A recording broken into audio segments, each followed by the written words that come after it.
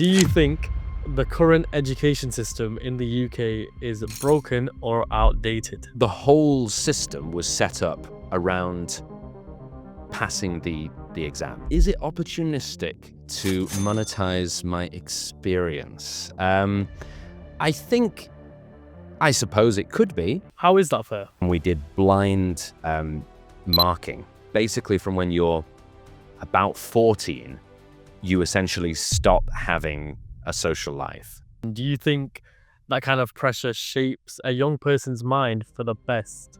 I think that there are a lot of cases in China where it does drift over into being stress and it's just too much, like the weight of it is too much. What's one piece of advice or a lesson that you picked up when you were abroad?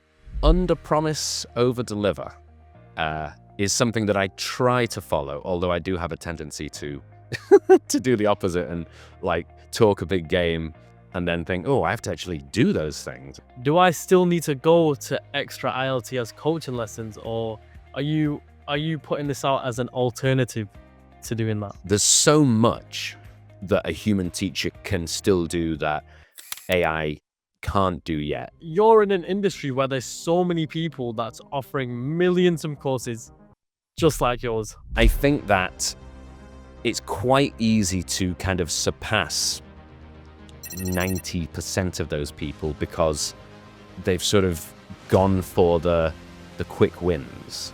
Oh, this can fail at any time. Hello everyone, welcome to the 7th episode of the FMU Founders Mindset Unfiltered podcast. I'm joined here today with a guest who currently offers courses to over 130,000 students all over the globe who are seeking help with speaking English.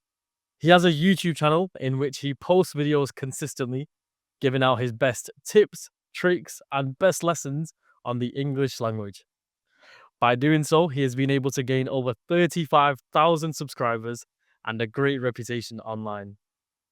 Not only does he teach and speak English though, but he's also fluent in Spanish as he lived in Colombia for 2 years, and fluent in Mandarin as he lived in China for 9 years. His latest project, Keenu.io, leverages AI and his knowledge in the English language, but we'll definitely talk about that later throughout this episode. Guys, without further ado, I would love to welcome Francis Carlisle onto the podcast. Francis, it's lovely to have you join us today. Hello, Albert. Very nice to be here. And I'd forgotten that I'd told you guys all of those, like you got all of the details exactly right, like 9 years in China, 2 years in Colombia.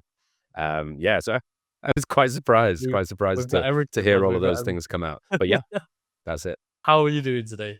I'm very good. It's a busy day, but I think busy equals good in what I'm working on at the moment. So yeah. Francis, you were on the inside once, being an IELTS examiner. However, now you are monetizing that very system that you used to enforce. Isn't that opportunistic? Ooh, a curveball. Is it opportunistic to monetize my experience? I suppose it could be, but then I think that's basically what everyone does in their careers, right? Like you go out, you do different jobs, you gain experience, and then at some point people are paying you as much for the experience that you've had as for the skills that you've developed along the way. So, I mean, maybe it is, but you've got to take opportunities when they're there.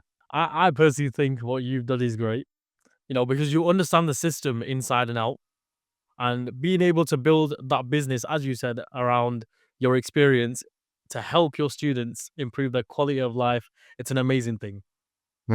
Cheers. Last Minute English and Keenu.io were founded based on the experience that you collected over the years. But let's start where it all began. You finished uni in 2009 and you started your first job in China in 2014. 2011, actually. Was it 2011? Yeah. Okay, sorry. So, okay. In that case, you lived in China in 2011, no? Yeah, I moved to China in 2011, and that was my first teaching job. I moved there to become an English as a foreign language teacher. So what was that? What I want to know and what I'm curious about is that missing gap between 2009 and 2011. What were you doing between that time? Uh, Nobody ever asks me about the missing 2 years. So I graduated, as you say, in 2009, and I graduated basically into the eye of the storm of the financial crisis at that time, the Great Crash. Um, so that was, 2008 kind of onwards for quite a few years. So my original goal had been like kind of the same as almost everybody else that I was around. So, you go through like GCSEs, and then you go to A levels, and then you go to uni, and then you go like the next step on that ladder is to do a graduate scheme. And, 2 years in a graduate scheme, and then probably you're living in London, and like you get a job, and then you work in that company, and you might bounce around a few companies, and et cetera, et cetera. So that was the plan. But it was extremely competitive at that time because it had been about a year or so since the crash. And so all of the people who had graduated in the previous year had struggled to kind of get onto those graduate schemes. So it was double the usual like amount of people applying. Also, to be fair to the people like who I was applying to, I was a very like immature 22-year-old. I'm 38 now, and I'd still think I'm a fairly immature 38-year-old. But yeah, like I looking back, I wouldn't have given me a job. But yeah, so I was doing temp work. I worked did like different roles around like different areas of University of Nottingham in a temporary capacity. And then I worked for a housing association in Nottingham for a year. And all of those were kind of jobs that I really disliked at the time, particularly the housing association one.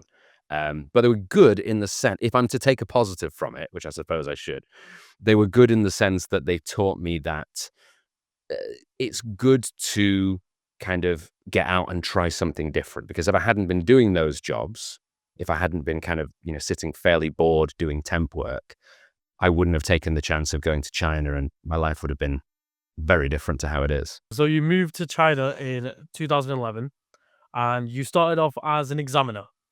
No. Oh, I'm sorry to correct you again.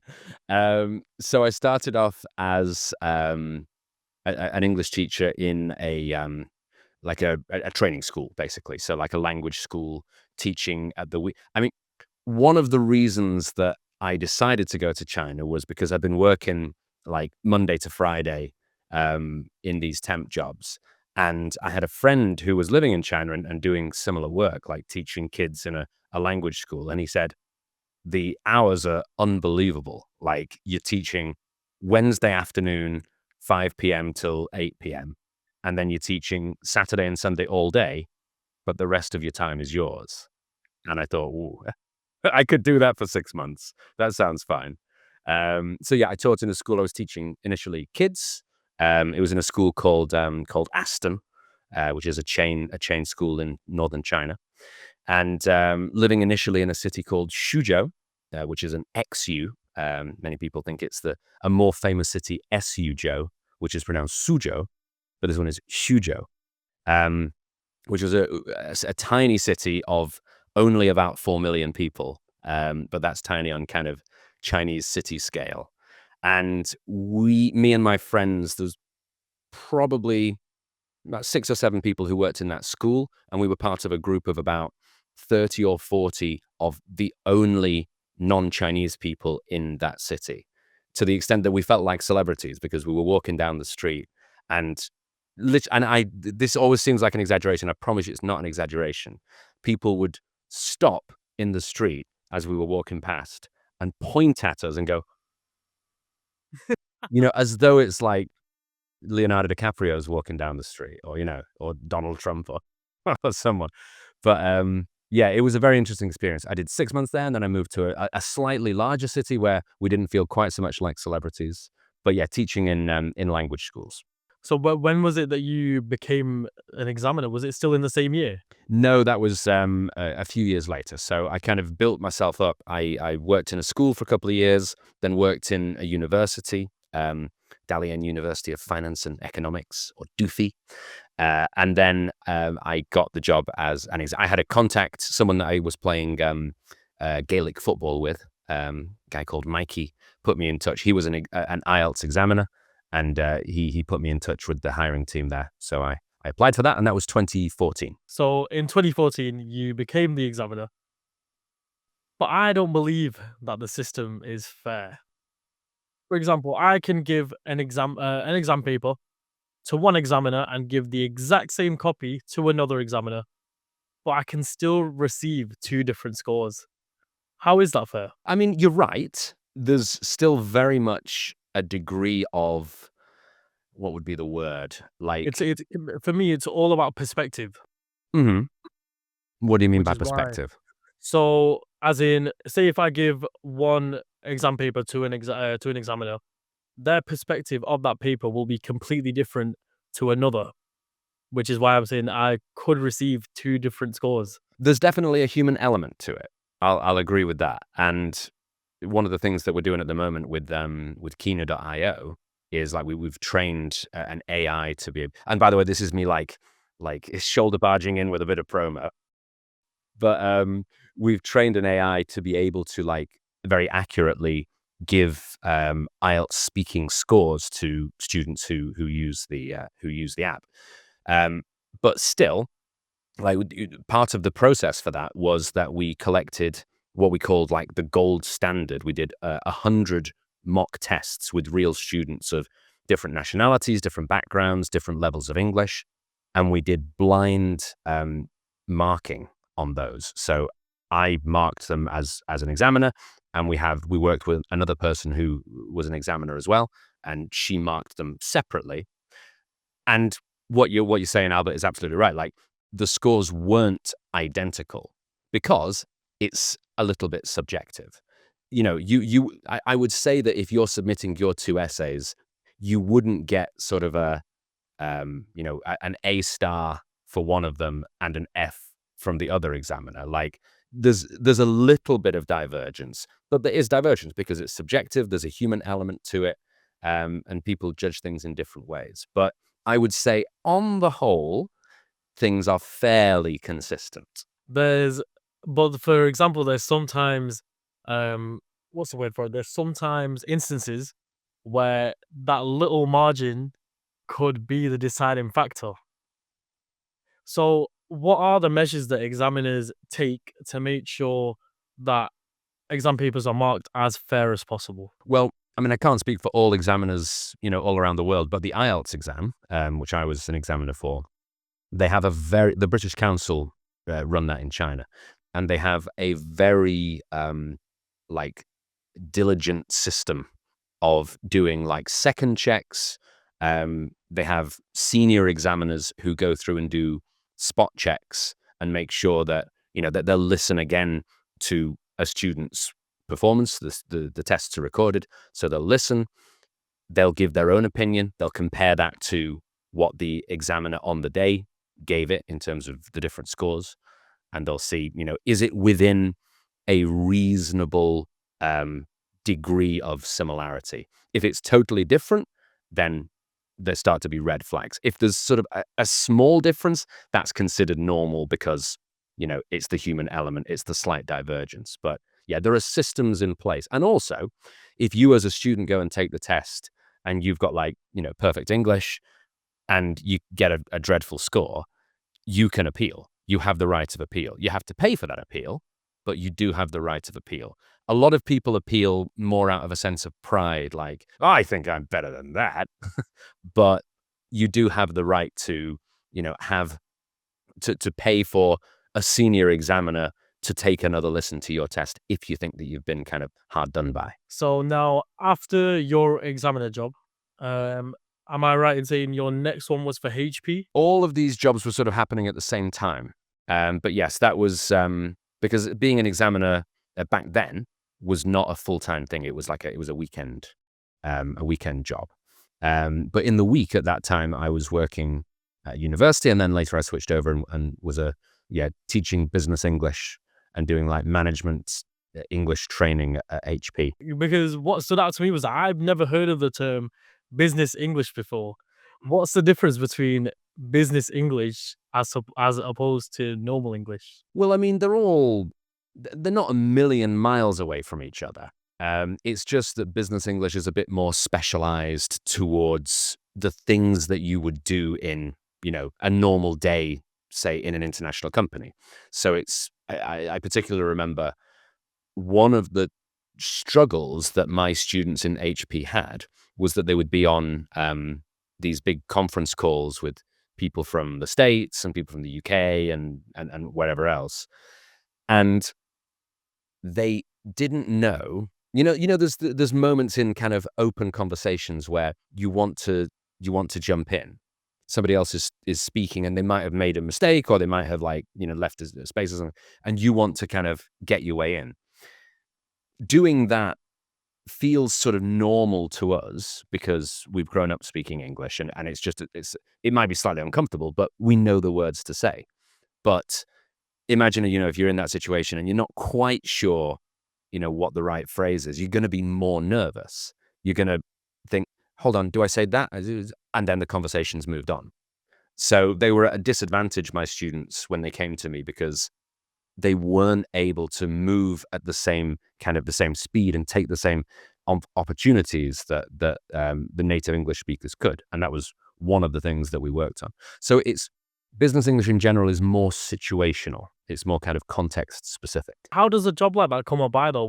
Did you just see that online and thought, I might as well go for it. I know what I'm doing. I say I can't remember, Because I'll be 10 honest years with you, ago. I've genuinely never heard of a job that does something like that. So I'm quite intrigued. I think it probably would. A lot of it back then was word of mouth. So once at that point, I'd been living in China for 5 years, and I had a number of contacts of people who were like English teacher recruiters, or they organized these classes and things like that. And I was considered, like, for better or worse, I was considered to be like someone reliable, a safe pair of hands, doesn't turn up drunk to the class, things like that. So I would just kind of get calls from time to time, and they'd say, the new opportunity in HP, would you be interested in coming in for an interview? So it was more, I suppose it's more like being, maybe headhunted is too strong a word, but getting the nod, who you know. Do you miss it? Do you miss China? I miss some aspects of China. I had a lot of great friends in China, both like international people and Chinese people. I miss the food. I miss the feeling that like things are developing very quickly. So, I mean, for instance, when I arrived in 2011, everybody was still using cash. Like, you got paid in cash. You didn't even get necessarily paid into a bank account. So I would just get an envelope at the end of the month in that first school that I worked in. And then by the time I left in 2019, you had WeChat, which is like the everything app, and it's not just for payments, it's for buying train tickets and plane tickets, and booking the cinema, and like calling a taxi, and it was everything. And so for that to happen in like 8 years, 9 years is unbelievable. So I miss that. I don't miss, and before I say this, I believe that the situation is better now, but I don't miss the air quality, because air pollution was pretty bad through the kind of all of the 2010s. I think it has improved over the last few years quite a lot, but yeah, there were some days where you would wake up, like I lived in Beijing in the last 2 years in China, and you'd wake up and look out of the window, and the building that was directly opposite your building that had been there yesterday wasn't there anymore. Because it was literally, and I was on the 10th floor. You couldn't see the ground.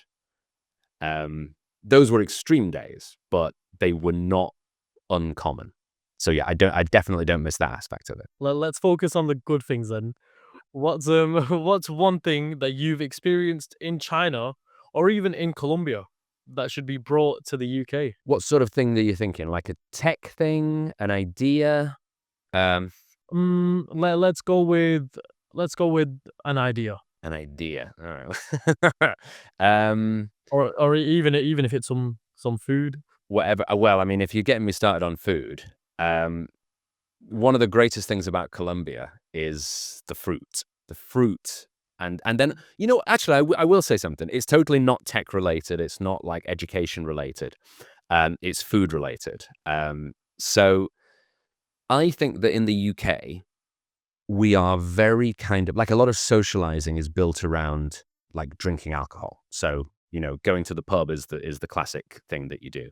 Um, and I think that as a result of that, as a result of a lot of people relying on alcohol and alcohol being like the standard thing that a lot of people order, it's sort of overshadowed some of the other opportunities that there are for more interesting soft drinks. So, I think things like J2O, sort of like, I'm not massively impressed by them. Colombia has an unbelievable range of these like sodas that you can get, but they're freshly made. So if you order like a limonada, so a lemon, like a lemonade, yeah, but except it's with limes, not with lemons. You say a limonada natural, a natural lemonade, and that is made like, they go and they take some ice, they take a little bit of sugar. We usually order it with like less sugar, because if you let the waiter or waitress decide how much sugar it's going to be like half a bag of sugar. But and then just like fresh lime, so a fresh lime that they've had delivered that morning, and it's so nice, and it's very, very simple, and you would pay the equivalent of, you'd pay like in Colombia like 5,000 pesos, which is 5,000 pesos, which is about a pound, a little bit less than a pound. Um, and it's just like amazing. It might be one of those things where it wouldn't necessarily work in the UK because the weather is quite a lot different. And of course, the quality of tropical fruits in the UK is significantly worse than it is in Colombia. But I think having more of a range of soft drinks is something that we're really missing out on, because yeah, like you sort of go and you get a J2O, or you get a milkshake or something, but something light and refreshing, but that doesn't have alcohol, I think would be great. What in that case, let me ask you this question. What's one thing that you've experienced in China? Now it's business related. So maybe how a business runs, or just, in that industry. What's one thing that you've experienced in China and Colombia that should be brought to the UK? So it's a little bit of a cliche, the China one, but the speed of building things, like the Chinese train system, is absolutely unbelievable. And again, that's something that I saw from arriving in 2011 up to leaving in 2019. I remember the first time I went on the train from the first city I was in, Suzhou, up to Dalian, which is where I spent like 6 years, which is in the northeast. Just kind of, if you think of China as a chicken, it's right on the edge of the beak, on the end of the beak of the chicken, right next to North Korea. But the first time I went on the train, it was like a slow train overnight, a bit kind of, felt pretty old, felt it didn't feel particularly luxurious. Um, and then within about 2 years, they'd started to roll out these like really comfortable, really nice fast trains. So by the time I became an IELTS examiner in 2014, I was going up to, like, I was sort of a traveling examiner. So I'd go up to one city at the weekend, which, if you were driving there, might have taken you 10 hours to drive, but it was 2 hours on this very nice, modern, air-conditioned new train that had recently been laid. And you go to somewhere else that was kind of, 15 hours away, and it would be 3.5 hours on the train. So that speed and that ability to build things, I think, is something amazing. I think that it comes with sort of political costs potentially, but if we could somehow have like the results without necessarily using the same means, I think that would be great. What's one piece of advice or a lesson that you picked up when you were abroad that you still abide by in your entrepreneurship journey? Hmm. Hmm. Um, Under promise, over deliver. is something that I try to follow, although I do have a tendency to to do the opposite and like talk a big game and then think, oh, I have to actually do those things. But I think that's something that I wouldn't say that's necessarily something I learned from China or from Colombia. It's just something I picked up along the way. But I like that idea. I like kind of going in with low to medium expectations and then kind of blowing people out of the water with how good whatever it is. So it's like kind of being an underdog. Yes, I suppose so. Yeah, or like managing expectations and then being able to exceed those expectations. Now, there's a very high pressure on students in China, from what I've seen anyway, to always be exceeding in their studies as opposed to Western countries. Have you experienced this or even seen it happen firsthand? And do you think this kind of pressure shapes a young person's mind for the best? I've definitely seen it. Yeah, I mean, a big part of why so many people from the UK and from like other English-speaking countries were out in China for a lot of the 2010s, and I think many of them still are there. Although I think that it's a little bit more controlled now. But there was a huge demand from parents for English and the idea of like getting ahead. So they have something in China called the Gaokao, which is like the high school leavers exam. It's sort of like if you imagine rolling A levels and GCSEs into one exam, like one day, and Oh, I actually think, yeah, I've seen a video on this. It's apparently one of the hardest, is it not? it's. I mean, I think I don't know. I mean, I've never taken it. I've never taken the test, so I can't speak to exactly how hard it is. But the way that people prepare for it is extremely intense. So I think I'm right to say that Chinese students take it when they're 17. And basically, from when you're about 14, you essentially stop having a social life. And you go to school. School starts at 7:30. You're there until kind of 6, 7:30 at night. And then you go home and you work until midnight. And then you kind of go to bed, you have about 5 hours sleep, and you get up and do it again. And then at the weekend, you go off to like extra classes. And so that was some of the teaching that I did in the early days anyway, was teaching those like additional classes where parents felt like their children didn't get enough English, and so they needed a top up.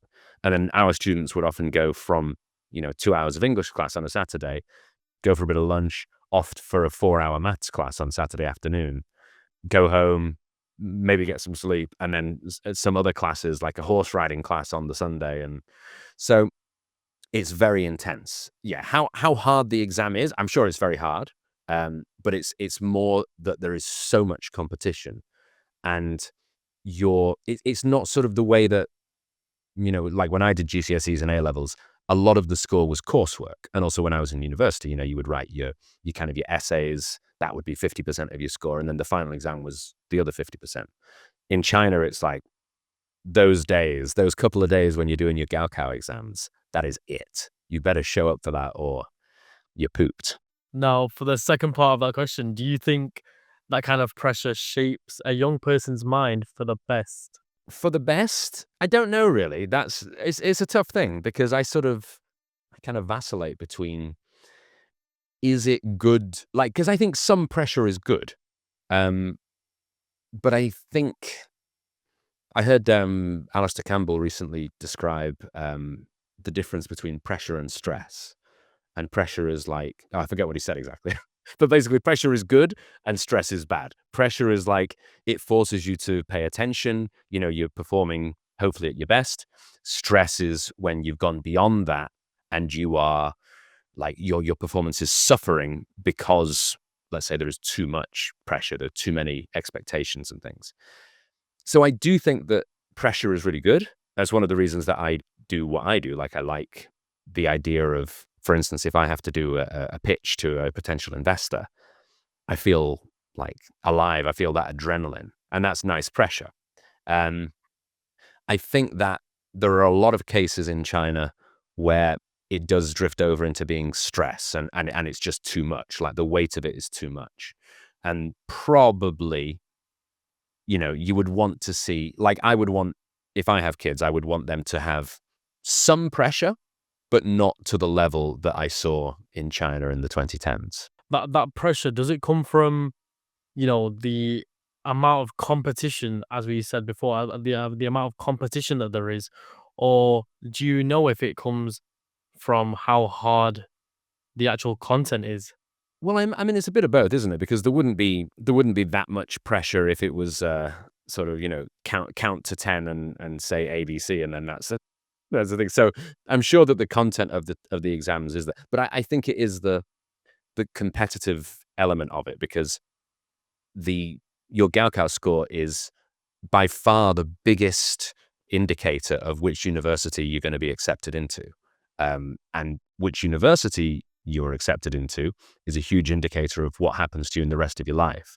So, if you turn up with kind of, you've not slept very well the night before your test, and you don't perform at your best, that has a massive knock-on effect for the rest of your life, because you're directly competing with however many, like, millions of other Chinese students, all across the country.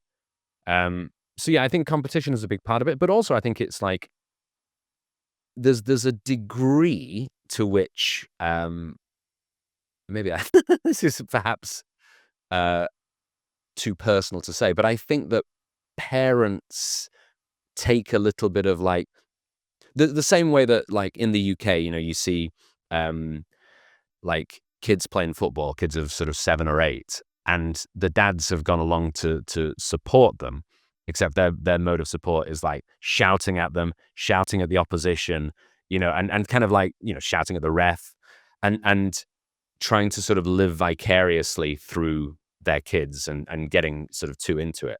I think the Chinese equivalent of that might be, like, parents putting a bit too much pressure on their kids, and thinking about, okay, so my kid has, got top of his class, he got this score, and that's a kind of a badge of pride for me as well.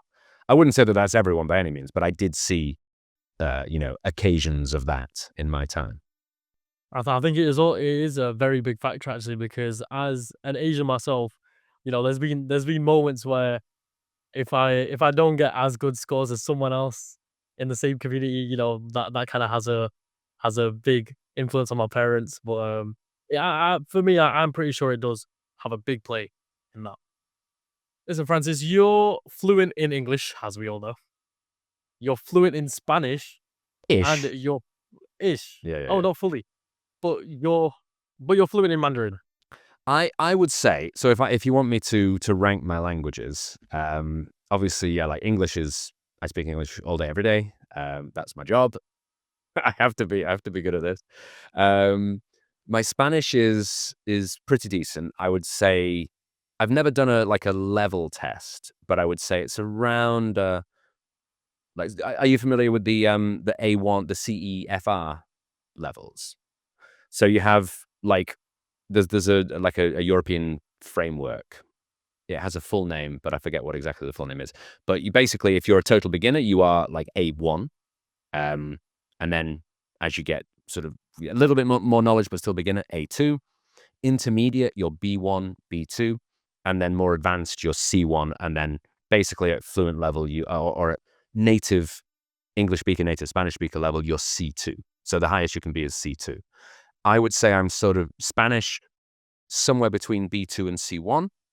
Mandarin, I was at sort of B2, C1, but I've been very lazy, and my Mandarin has really gotten rusty in the last 5 years since I've left China.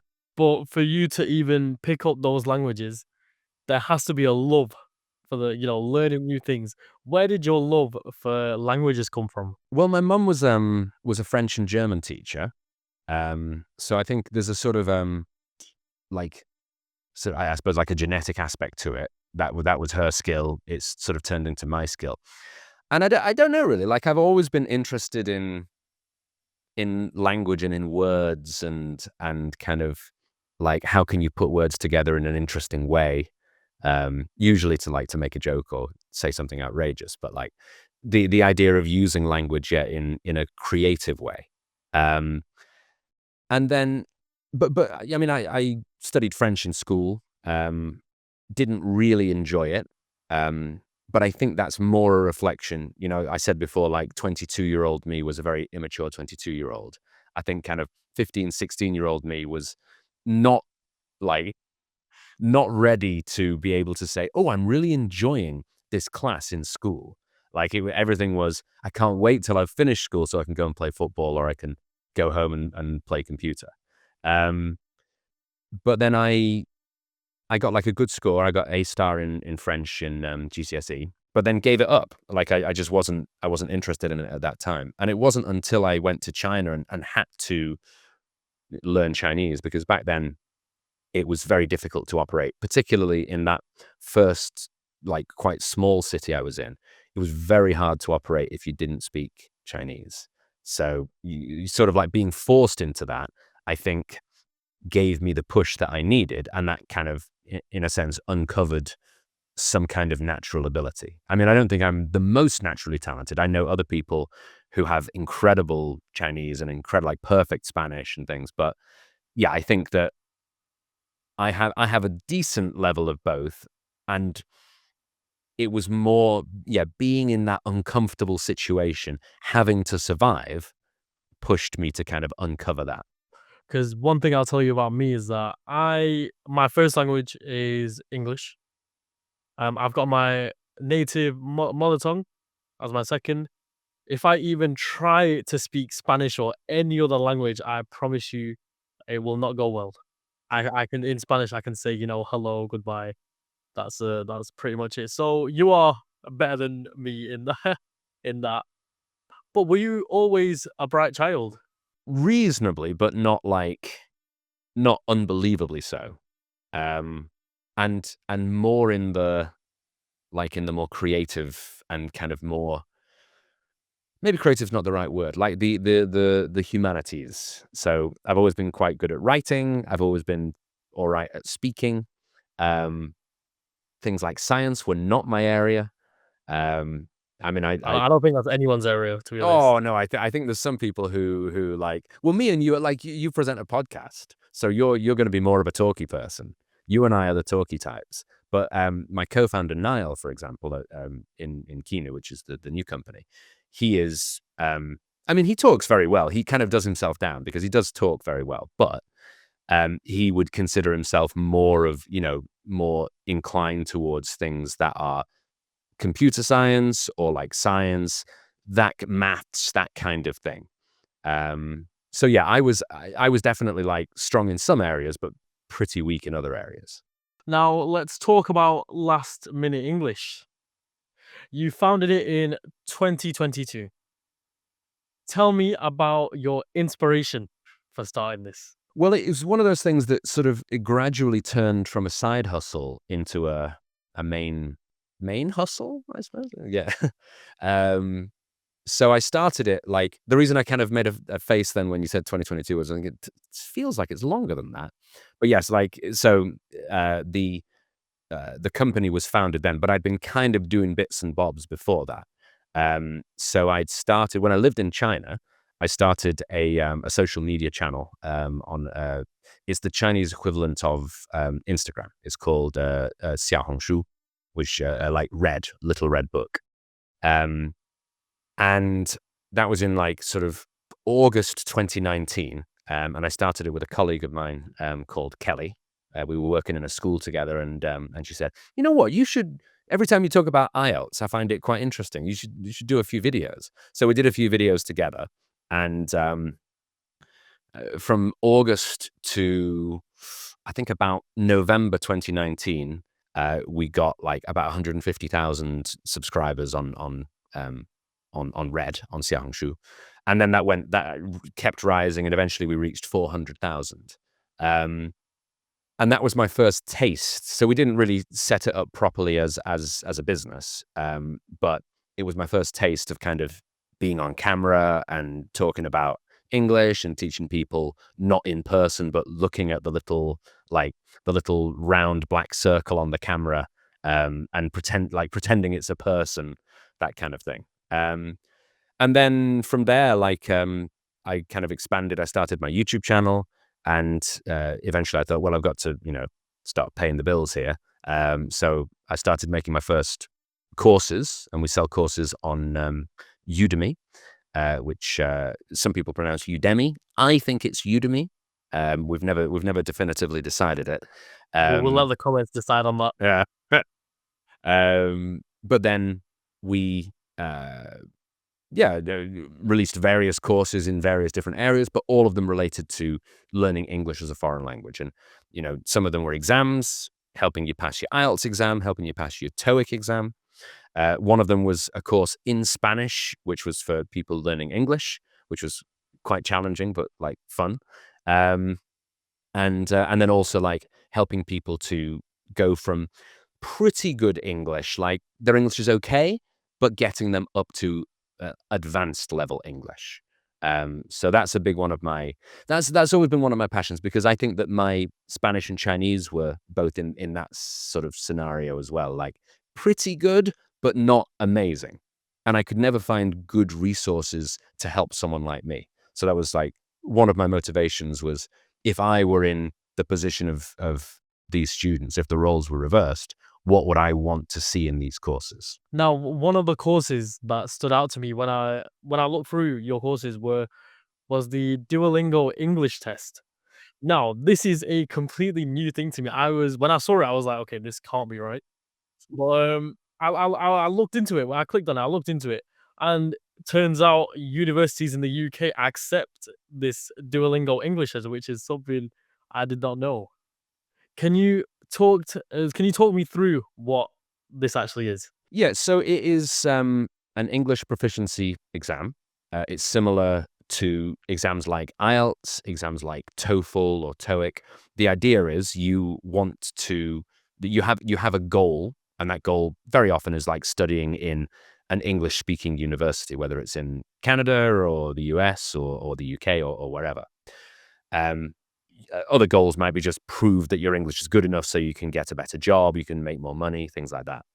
But either way, you have a goal and you want to take an exam to prove your English is good enough to achieve that goal.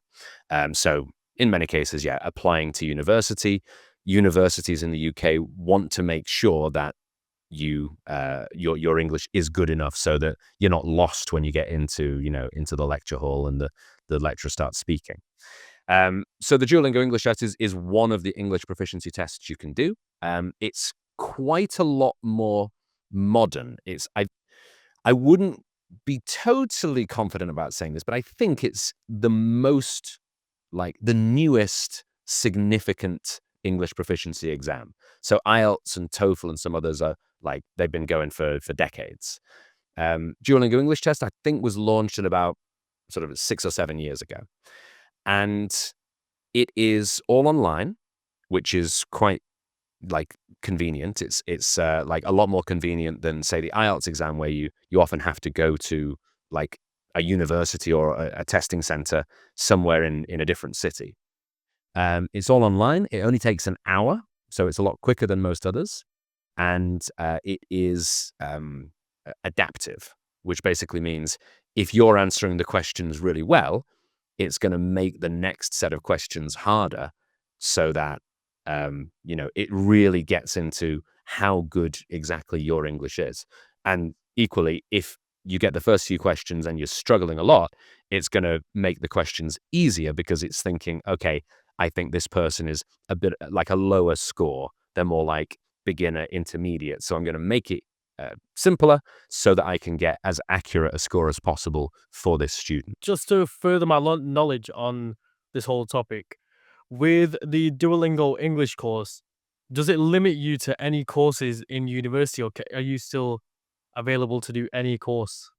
Well, it depends on the university. So every university has their own policy. Some universities accept it. It's less accepted than the traditional exams like IELTS, like TOEFL.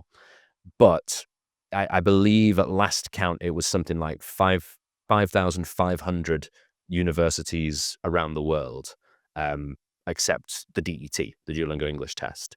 In terms of the courses you can apply for, I think, again, that's at the discretion of the university and presumably the department. But I think there'd probably be differences if you're applying for a bachelor's versus a master's versus a PhD. But within subjects, I'm not sure. I'll definitely give that more of a look. When you started Last Minute English, what was an issue or problem that you had, and how did you overcome it? So I mean, the big thing about running a company, particularly like with Last Minute English, I was a solopreneur. It's all about like, can you get past those little problems that you face? So sometimes they're not such little problems, but I think an area that people sort of tend to struggle is that they are uncomfortable doing something that they don't know that well, that they're not an expert in. And particularly that's true, if you've built up your career in a certain area and you are like a domain expert and you get used to that feeling of like being able to answer any question that comes to you. And then all of a sudden you're having to, you run a company and you've got to do like the tax return and you've got to look at accountancy stuff and you've got to think about like licensing and you've got to think about paying freelancers and doing interviews and hiring freelance and like all of these different things. And then of course, if you're doing something like video courses, there's the whole extra complication of like the tech setup. So, I mean, right now, I'm going to turn the camera around and going to show behind the curtain. So I've got a light there. I've got a light here. Here is the camera that I usually use. There's another light just over there. And then behind me there, you can't quite see it, but that's the kind of the color behind here. It all looks, I think, it looks pretty good. But that setup has taken me years to get to, like absolutely, like, and to understand about cameras and things like that. That's so not in my wheelhouse. It's not. Even now, I just like give me anything else. Like make me look at a spreadsheet, make me learn equations where it don't make me like think about cameras. I find it so dull. But you kind of, you have to get there. Like, and I think one of the things that I learned is, and sort of through working with freelancers who I've hired and then later like actual staff, is that it's really a good idea for solopreneurs to develop some level of competency in everything that happens in your company. So, for instance, for me, I'd never edited videos before. I like took some courses. I, bought some courses on Udemy. I learned how to do simple editing. Like I'm not an expert video editor. I wouldn't be able to charge, a lot of money to like work on major films and things, but I can get by. Like I'm okay. And doing that, I think allows you then to manage people better. So I have a video editor who works with me who's great. But I wouldn't be able to give him such specific requests and suggestions and work with him effectively if I hadn't gone through that process myself first. And it does slow things down a little bit. So if you're in a kind of like fast growing startup, maybe that advice isn't applicable. But I think for solopreneurs, if you're building kind of your side hustle and turning it into your main job, I would say that's very often going to be a good idea to learn to kind of a 6 out of 10 level of skill, all of the things that happen in your company. Because at least that way, if something goes wrong, you have that sense of, okay, I kind of know what to do. I might be able to get myself out of this pickle. Yeah, exactly. Yeah. Or at least you understand the pickle. Like not understanding the pickle is the most dangerous thing. It's a lot worse. Yeah. Yeah. Now, you're at the position where you've gained over 130,000 students. Actually, I read somewhere that it was over 150,000 now. Am I right It's in now saying? over 155,000 actually. Oh my goodness Yeah. me. Okay.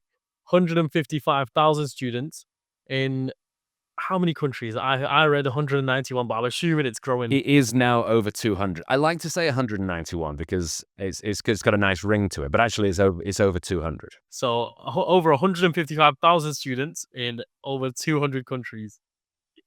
And you're in an industry where there's so many people that's offering millions of courses just like yours. How did you manage to build trust? To build trust, trust is an interesting thing. I think it's that people over time kind of got to know me. And also I think, first of all, the quality of the videos that we do. Like, a lot of, you're right that there are a lot of people who are making video courses and making video courses teaching English. I think that it's quite easy to kind of surpass 90% of those people because they've sort of gone for the quick wins. Like, they haven't taken the time to put together a proper, like, say, a proper background with lighting and things like that. They haven't got the right equipment. They haven't really thought through the kind of the content of their course. They've just gone, oh, I know English. Talking about English, yeah, let's go, turn the camera on. Here we go. So I think that there's kind of, yes, there are a lot of people out there, but not many of them are doing kind of high quality work. So I think the quality sort of sets you apart. But also I think, I like to think, maybe this is just me that, like, I'm living in my own little delusion, but I like to think that the way that I talk to camera makes people feel like I'm talking to them. Because that's how I feel when I'm doing it. Like, I'm coming from my background of, all of those years being in a classroom and standing up and talking to people, or talking to people one-to-one. I developed my way of speaking, and I've just kind of tried to translate that over to being on a screen, like talking to a camera. And I remember one comment once in, like, one of my students in Udemy said, I really like this because it's just like watching Netflix. I'll just sit and enjoy what he's talking about, which was nice. Yeah. And so I think that it's sort of, yeah, like, the quality is an aspect, but also I hope that people feel like it's fun. It's fun, and I'm kind of having a chat with them. What's the reasoning behind naming it Last Minute English? Is that another means to build trust? Because obviously we have those students where they might be, past the stage of, okay, if I revise now, there's no point. So let me just click on Last Minute English. Well, it's not so much trust in that case, is it? It's more like, oh God, my exam's tomorrow. Like, who can I go to? Last Minute English. In some senses, I regret calling it Last Minute English because it's such a mouthful. It's probably too long. Like, I should have called it LM English or something like that. But I think we're probably too far along for me to change it at this point. And I'm so used to saying it. Francis from Last Minute English. Hello, I'm Francis from Last Minute English. Just like I'm used to saying over 150,000 students in 191 countries. It's more, but I don't want to say that.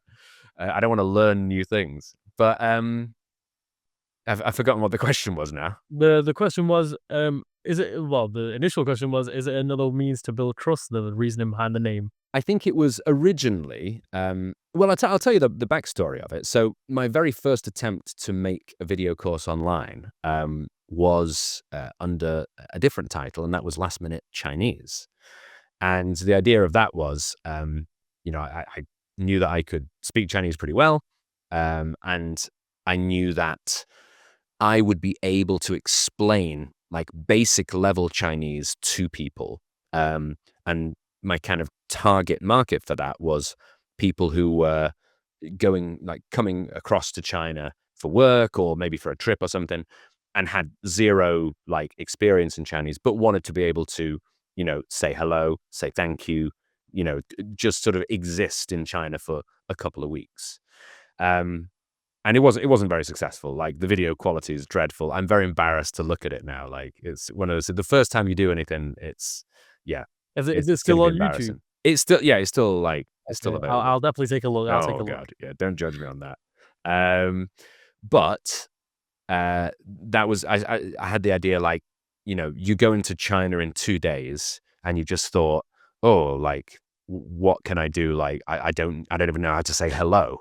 And so where will you go? Oh yeah, last minute Chinese. Like it's the last minute before I go on holiday.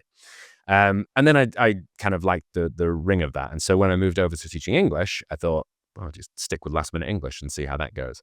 And of course, I was teaching exam prep. So it works for exam prep because many students would email me and say, I've got my IELTS exam tomorrow and I need to prepare. What can I do in less than 24 hours? But yeah, so I knew that there was that kind of, that procrastination and like waiting until the last minute to start preparing. Now, I guess you did something right by naming it that, because you've now gained over 35,000 subscribers, which is a huge milestone. That is massive. Now, in this day and age where so many people are now on social media, they're on Instagram, TikTok, especially TikTok, Facebook, whatever you name it, they're on it. Do you think every entrepreneur should be heavily investing into building a massive social media presence? Every entrepreneur, probably not. I think it depends what you're selling, or what service you're providing. If it's a service like, I mean, with my service is, or the product that I sell is video courses. So, you're going to be spending a lot of time looking at me and listening to me. So, it's a good way of me kind of like building the trust, building familiarity, like building that idea that, oh yeah, I can sit here and listen to this guy sort of like waffle on about whatever it is he's talking about. So yeah, like I think in the same way that, like I listen to certain podcasts. I listen to like The Rest is Politics. I listen to the Ellis and John show, Three Bean Salad, things like that. And I listen to them so much that I sort of feel like they're my friends. I mean, they would disagree, but like I feel like I know them somehow. And I think that if you're selling something where you yourself, like it's a personal brand and you yourself are going to be a big part of the product, whether that's a recorded course or it's like live training or whatever it is, you give yourself a lot of value by having a social media following. And it becomes a lot more special. But if you're selling, like something on Amazon, like, you've got a product and you're nothing to do with it, you probably don't need a social media channel. You just need to like nail the like SEO on Amazon.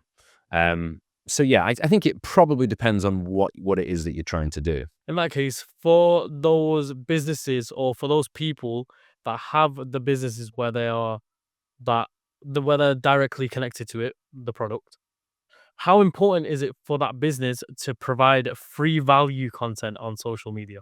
Again, I think it's valuable, like it's important. I don't think it's the only way of doing things. I think you can probably like, go down an entirely paid ads route, and say either, you're doing something like coaching or you're doing like you're selling a course of some description. You can do paid ads. You can drive people to, your landing page and try and convert them. But I think that the conversion process is a lot easier if people already know you and recognize you. And that's why, like, if you go onto our Last Minute English website and onto the sales page for our Duolingo English test course, my face is, there a lot because I want people to be totally clear. Okay, you know me from YouTube. You're going to be with me again. So, so that there's no confusion. So yeah, I don't think it's the only way. But I do think that, the conversions are going to be a lot cheaper. And so you're going to, your profit will be higher per sale if you're getting organic traffic coming in from social media. Now, Francis, let's switch it up a little bit. Let's switch it up. I want to know, how was that leap from going from a stable job, maybe not a 9 to 5, but a stable job, to now going full time into offering your courses? It was a gradual process, to be honest. And that's probably something that I'd advise as well. Like, it wasn't a case of, 1st of January 2022. All right, sorry, all other jobs, I'm done. Like, it's time to start making some courses. As I said before, like, I started kind of building that skill set in 2019. I started making those codes, created the channel on Chinese social media. And by 2022, 2023, I was at the point where the course sales that I was making through Udemy at that time were enough that I was able to, at first, scale back the teaching that I was doing. And so put, more time into building those courses and filming and things like that, building the YouTube channel. And then eventually it got to the point where I thought, okay, yeah, like it doesn't make sense anymore for me to be doing these, like, selling my time, hour to hour teaching these classes, because I'm making more money, like, being able to, build something scalable, building these video courses that, like, thousands of people can pay for. Um, so it was a sort of a gradual process, but I was very excited, like, the day when I said to my last, because I'd finished by just having a few more one-to-one students who were like my long-term students. And eventually I had to say to them, I'm sorry, but I don't have time for this anymore, which was sad. It was sad in its way, but also I was excited that it was, I was a full time like entrepreneur working for myself. Were you not scared though? Because even though it was paying enough for you to maybe let go of that job, for me, if I was in your position, I'd be thinking, oh, this can fail at any time, and I'm sure a lot of entrepreneurs have that same thought as well. Were you not scared? Yes. Uh, but again, I mean, I think the way that I did it was in a way where you sort of like if you're stepping out onto rocks in the river, and you've got your one foot on the previous rock that is steady, and then you test in the next rock, and okay, that's steady. And so you kind of like, I wasn't just jumping in at the deep end. So it wasn't massively scary at the time. I think there've always, like, revenue goes up and revenue goes down, and costs go up and costs go down. And you definitely have moments where you think, you know, didn't make enough money this month. Like, this is not as good as I hoped to. And particularly, like, I'm quite ambitious. And so I set big targets for myself. And then if I don't hit those targets, I feel, even though we've done well, I'm thinking, maybe, oof, that 9 to 5, it's not as exciting, but it would be a lot more secure. But also, I think that it's part of my personality to want to have variety, and to want to kind of work for myself. That's when I'm the most motivated. So yes, it's scary, but also it's worth it. Now, Francis, I hate to do it to you, but I'm gonna throw you a controversial one out there. Do you think the current education system in the UK is broken or outdated? Well, that's a good question. I haven't been directly in education in the UK since, since the year 2005. So my information is probably a bit out of date. I mean, I was surprised when I heard the GCSEs had what it is turned into numbers now rather than letters, and I still don't totally know what those numbers are. So I can't say from a massive amount of experience, but what I do think we could do better is to, like, I mean, I would say this because I'm interested in languages, but I think focusing on languages more in like British society in general, and I think it's probably fair to say in English speaking society in general, like in the States as well, in Australia as well. I think that we really kind of like we rest on the fact that most other people around the world can speak English, and then we miss out on the interesting experiences you can have if you learn another language. And I think particularly in the UK, we've got that kind of whatever the opposite of fake it till you make it is with languages. Like, I have to make it, and I absolutely will not fake it, sort of thing. So we're terrified of making mistakes. And yes, making mistakes when you speak in another language or in whatever situation, making mistakes is uncomfortable, but also it's the way that you learn. and putting yourself into slightly uncomfortable situations is the way that, you learn and you grow as a person. So I would like to see more of that, particularly related to like learning languages. But I think probably, we might be able to do a better job of entrepreneurship as well, like putting people into slightly uncomfortable situations and seeing like how they respond and what they can learn in the process. Say if you had the power to implement this into school systems, let's say if it was about English, languages, or if it was about entrepreneurship, how would you implement that? Well, first of all, I just like I'd go in and figure out what's happening now, because as I said, like I'm speaking from at a distance of 20 years from being in like high school education. Um, but I think I would put a lot more focus, because I'll give you an example. Like I remember when I was studying French at GCSE, and we had a great teacher. He was a really good guy. We found the classes very entertaining, very fun, but the whole system was set up around passing the exam, getting an A or an A star in your French GCSE. And around that time, like, I was doing pretty well and I ended up getting like an A star in GCSE, but we went on a French exchange and I stayed with a French family.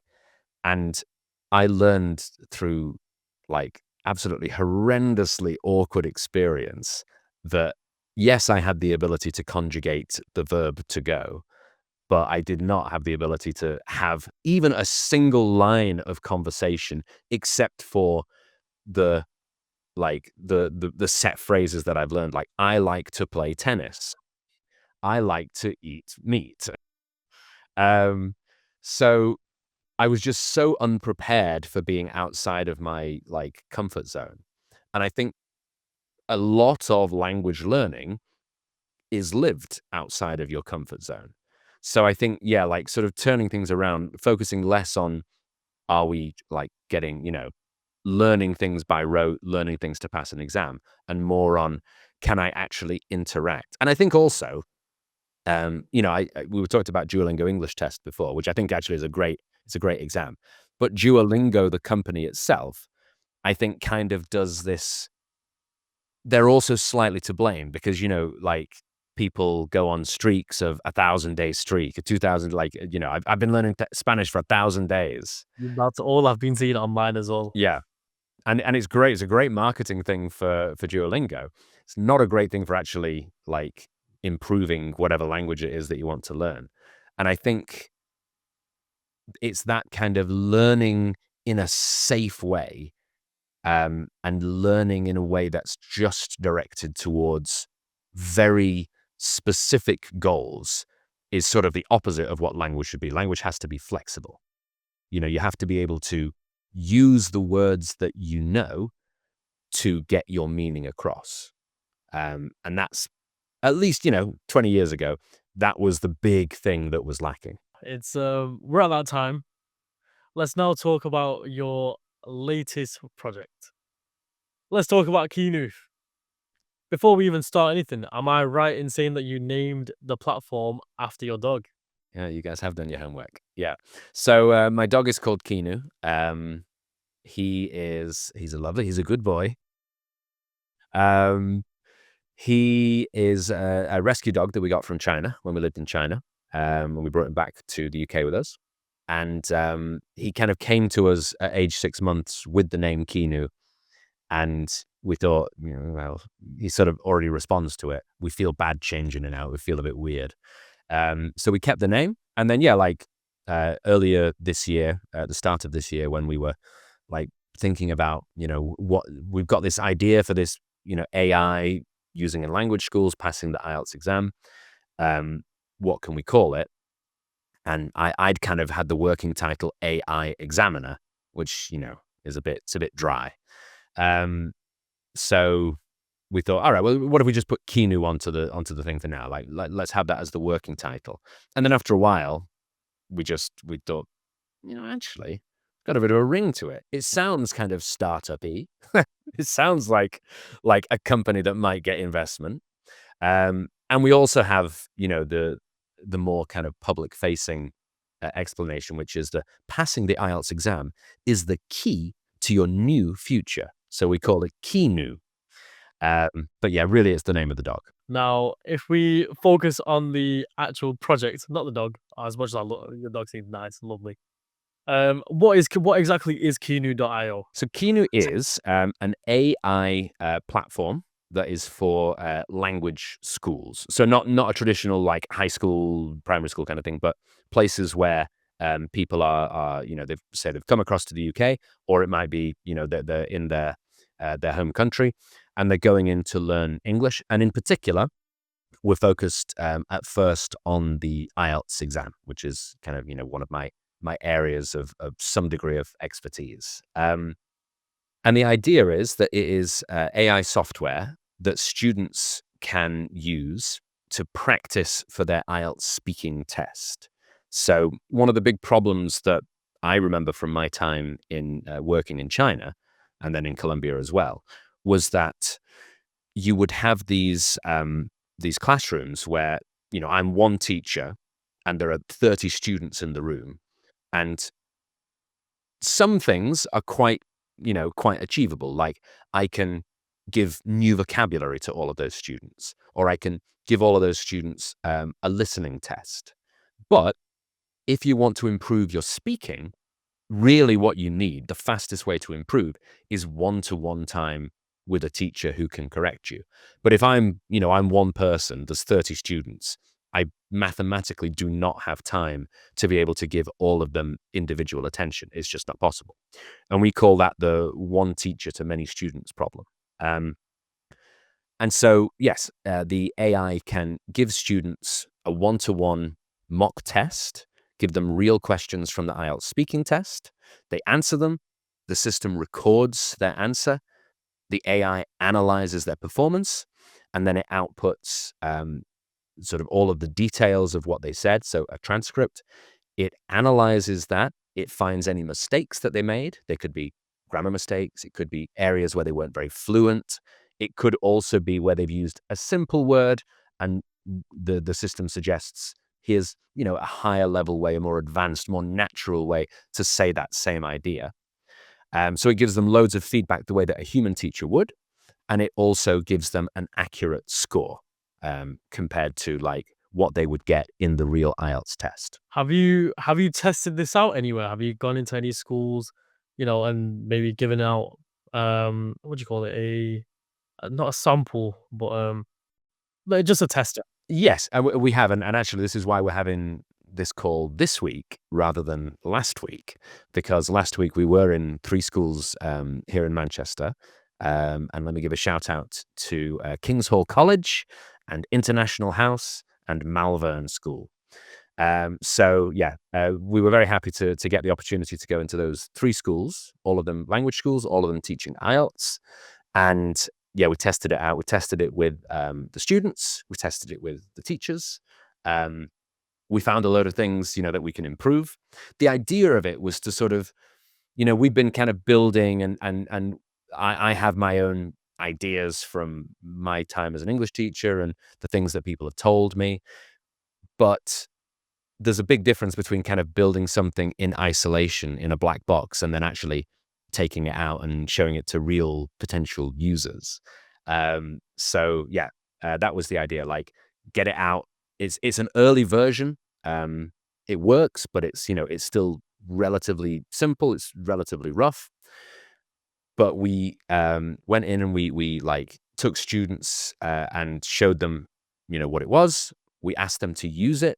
We watched them using it. We figured out, okay, this button here, we think it does this, but the student is using it in a totally different way. This part is like something that they really enjoy, like, and in particular, we found like the corrections. So you said, yesterday I go to the shop. It should be, yesterday I went to the shop. So things like that, we found that they really, really like. And we've got like a huge list of like the next things that we want to build. So this week we have been like, talking about, okay, what's next? What else can we add? How can we make it as useful as possible? So yeah, it was amazing experience. Kind of scary on that, like that first morning, but yeah, it went actually way better than I could have hoped for. So we're very happy. Where is Keenu getting its information from? Is it a knowledge-based AI solution? Obviously, you said just now that it kind of records the students' data, but there was a time when you launched it, there was no data to be collected. So where does Keenu get his information from? It depends what you mean by information. If you mean by like the recordings so that it's able to accurately, give thing. So what we did was we collected the I think I mentioned it earlier, like the gold standard is how we describe it, like 100 mock tests with 100 different students all around, like real like human students, and that's been one of the things like coming in with a second company in kind of the same kind of space, although last minute English is very different to Keenu. But, a lot of my students in last minute English are preparing for or were preparing for the IELTS exam. So I was able to reach out to some of them and say, hey, like, would you like to get this free mock test? It'll give you good practice before your real exam. And all we require in return is that we'll be able to record it, and then we'll be able to use that as kind of like reference data. So we did a lot of kind of work in the background to get ready for it. Talk me through the behind the scenes of Keenu. Is it a one-man show or do you have a team? No, we're a team of three to four now, I would say. So my co-founder is Niall Beard, and he is like the tech whiz behind everything. Because I I have like, no, I'm gonna sort of break the rule that I said before, where you're a solopreneur and you should be 6 out of 10 in everything. I am not 6 out of 10 in like being able to manage AI and build like coding and things like that. I'm perhaps a 1.5 out of 10. But thankfully Niall is very good, so he makes up for my weaknesses there.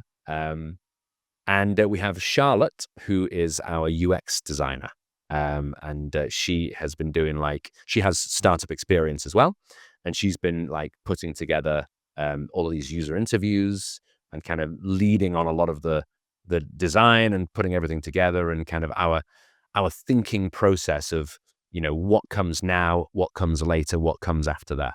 So we're very happy to have her on the team as well.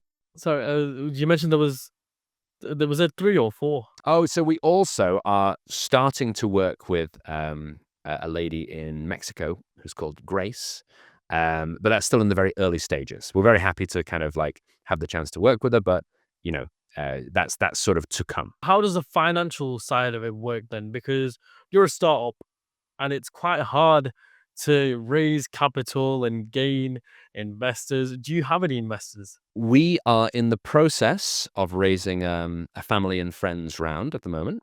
We're also in talks with potential angel investors, but as of this date right now, when we're filming this, we are totally bootstrapped.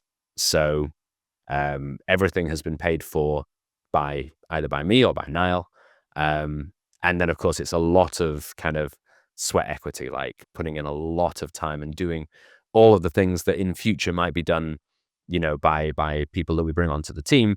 At first, we're doing it ourselves. Now, if I imagine I was going to write the IELTS and I came across your product and I signed up and I enrolled, do I still need to go to extra IELTS coaching lessons, or are you putting this out as an alternative to doing that? No, we're very much like trying to position ourselves as a complement to traditional language schools, because there's so much that a human teacher can still do that AI can't do yet. I mean, AI could probably have a try at a lot of things, but the actual result would be not necessarily that great. So what we do is solve a very specific problem that those schools have, and that is, as I described before, the one teacher to many students problem. So initially, that problem is kind of like it's most acutely present in IELTS speaking. So people who want to pass this exam, every time they like fail and have to take the exam again, that's like another 250 quid. So it's expensive, and some students take it 7 or 8 times. So, and the big area that they struggle with is IELTS speaking. So we're kind of coming in and being an extra tool in the arsenal of these language training schools. And if you were a student, I would still say, yeah, like you either want to like go to one of the schools or you want to study online, maybe take the last minute English IELTS preparation course. Uh, but our tool right now does not give you like a full broad preparation for all of the different areas of the IELTS exam, because there are also there's the IELTS reading exam, there's the IELTS listening, there's the IELTS writing, and all of those require their own preparation and like significant input from human teachers. So no, I would say still go to a school, but ask that school if they're using Keenu, because we'll help you with your speaking. Is that possibly then a maybe maybe a look into the future? Like, are you wanting to how would I say are you wanting to maybe expand in the future to those different areas? Yes, we do want to expand. So I mean, as I said, like the most urgent problem is IELTS speaking, but then we're going to be looking at the different areas of IELTS in the future as well. But also we'll be looking at it more from the perspective of how do we add to what teachers are already doing rather than replacing what they're doing. And also, how do we make teachers' lives easier? So one of the things we're looking at in the future is, can we like automatically generate homework for students based on that student's specific issues, that student's mistakes that they're making? And again, it's another sort of expression of the one teacher to many student problem, because if I'm a teacher and I have 30 students in my classroom, I don't have time to make an individual homework that's just for them based on exactly where they are in their learning and then mark each of those. That's impossible. It can't be done. But with AI, it may be possible to do. So, helping teachers by managing their workload, allowing them to concentrate on what they're really good at. Now, that is a great idea for the future, but I want to know what is next for Keenu. What's the rollout strategy? So next is, I mean, we finished the school visits last week. Those were the first 3. We've got more of those lined up for the end of August. So between now and then, we kind of have to like get our heads down and build out the kind of the second version. So we're going to do a little bit of a redesign on the feedback page, the way that we show the students the feedback based on the feedback that we got on the original feedback. And we are going to build out the teacher side so that teachers are able to track, what their students are doing, who has done their homework, who hasn't, what mistakes are those different students making, so that teachers have like much more visibility into what exactly it is that their students are doing. So we're hoping to finish some version of that by the end of August, then more schools, more testing. And then we hope that by September, maybe October, November kind of time, we'll be able to, move to a more mature product and possibly start to bring on paid customers. Francis, what's the best way for people to get into contact with you? For businesses that would like to implement your services into their business? Well, the best way would be email. So I'm at Francis, which is CIS, not CES. So FRANCIS at Keenu.io. So, and Keenu, by the way, is KEENU, not Keanu, not Keeno. It's Keenu. See, that's a mistake that I made as well. I initially thought it was Keanu, so I was gonna come on there and say it. Thankfully, we realized. There we go. Now, as a closing tradition, we ask every guest that comes onto the podcast to vocalize any pain points that they may be having in their business, in which some of our community might be able to offer their services or even just give you some advice on how to overcome it. So, Francis, it's your time to shine. If you have any pain points or just anything that you might need advice on, please let the audience know. All right. Well, there's probably a million pain points I could have picked, such as the nature of like an early stage startup. But I would say, like, I'd love to get advice from anyone who has gone through a round of significant investment. So whether that's like angel investment or like institutional investment, we know that like every case is a little bit different, but you know we're talking to people already, but we want to have as many conversations as possible with people who have the experience of running a company and going through the investment cycle, because we want to be as prepared as possible. Now, to our audience, you heard what he said. Please either leave a comment, but his descriptions, Francis' description details are in the description below.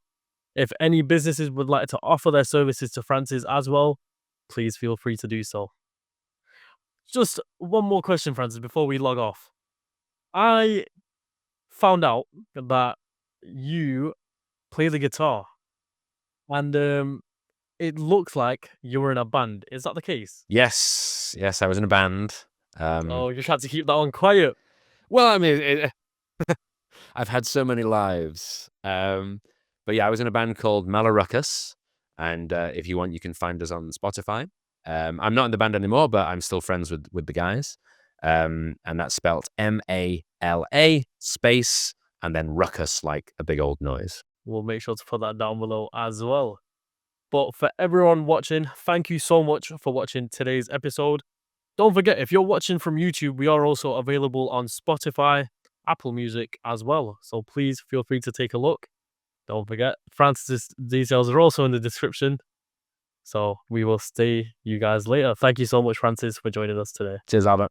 Great to speak to you. See you later. Thank you.